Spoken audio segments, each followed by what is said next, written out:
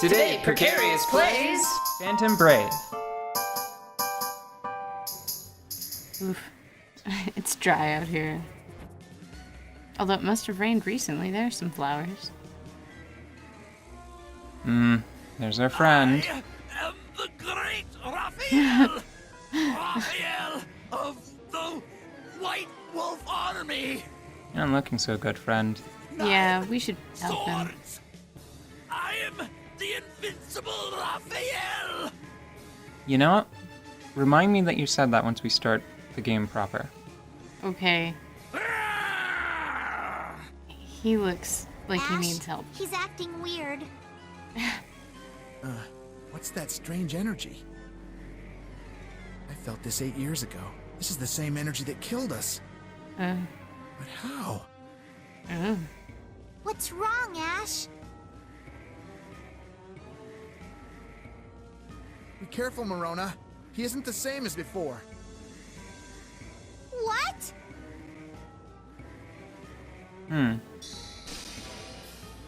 You'll go no further! For her sake, I will not fail! I think that, I remember the thing that I asked you to remind me of. Okay. I think that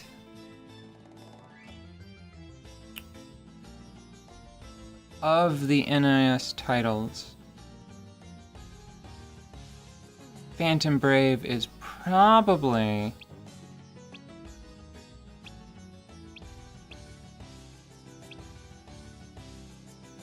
the one that would be best suited for objectives that didn't involve defeating all the enemies. Like, I think it would have been great if on this map there were like some targets to try to distract you, or maybe Yeah. that we're fighting Raphael. Yeah, Raphael? Yeah. And you had to heal this creature to full to fix their curse.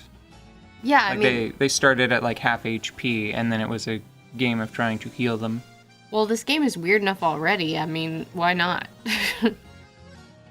Like, the things that make this game as cool as it is are all of the quirks like that. Something interesting that keeps happening is I keep thinking like, okay, this is going to be the one. This is going to be the episode where we sit down and there's nothing else that I can think of to say, nothing else happens, and then I'm going to be like, hey, would it be okay if maybe we just started playing? I could play ahead, see which cutscenes were important, and then we could play those and maybe like some of the boss fights and kind of get to the end of the game in maybe like 20 more episodes instead of like 60 or however many more we might be looking at.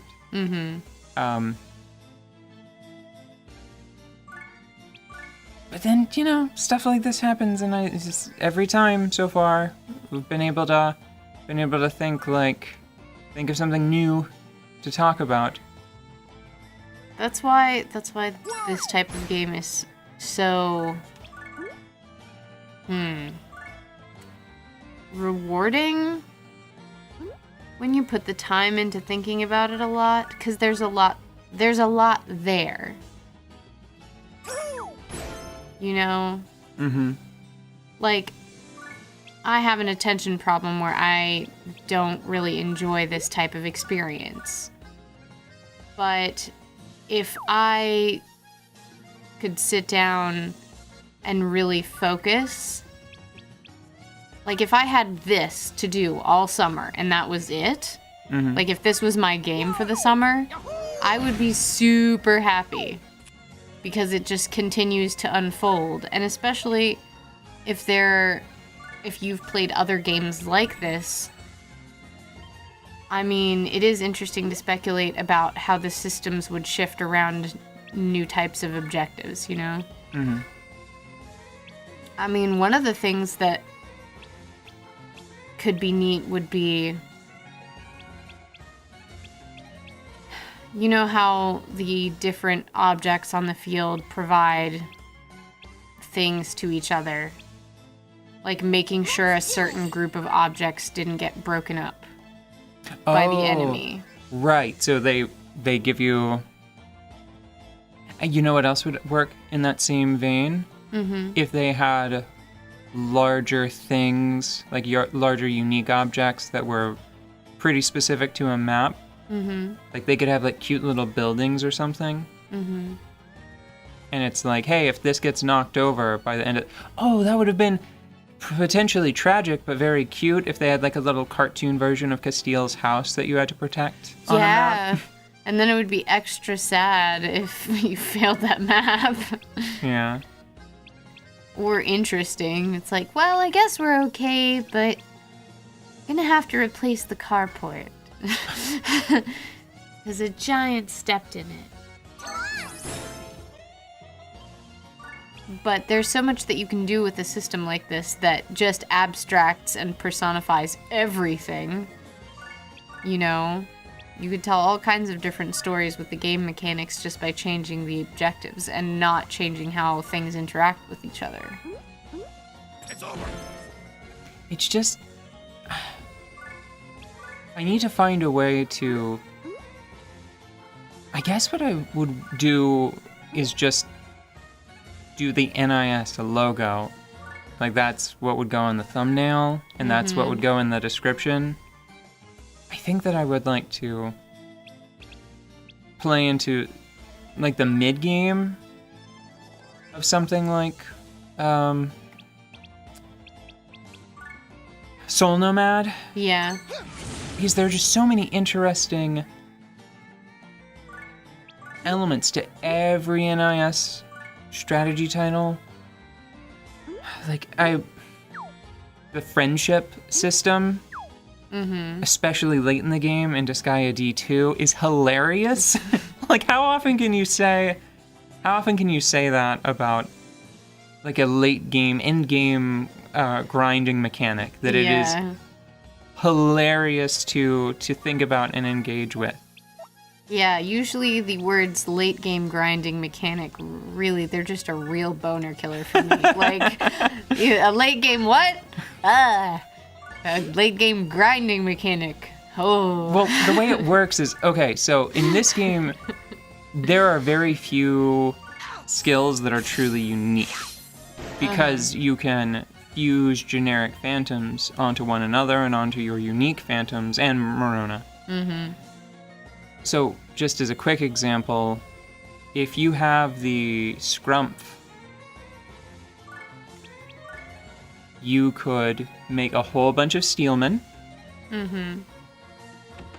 And you could take the fairly unique EX Punch and Mana Monger.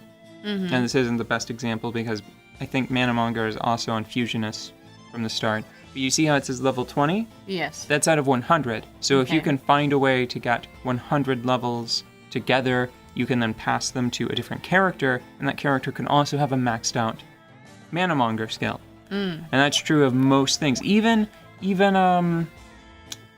Greg's Energy Saver that lets a Phantom be confined for an extra turn, that is something that can be passed to a different class, a different Phantom. Did you ever play with Connects as a kid? Yes. This game reminds me of Connects. Did you ever play with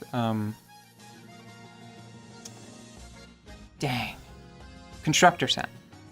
No. I think I think that's a brand.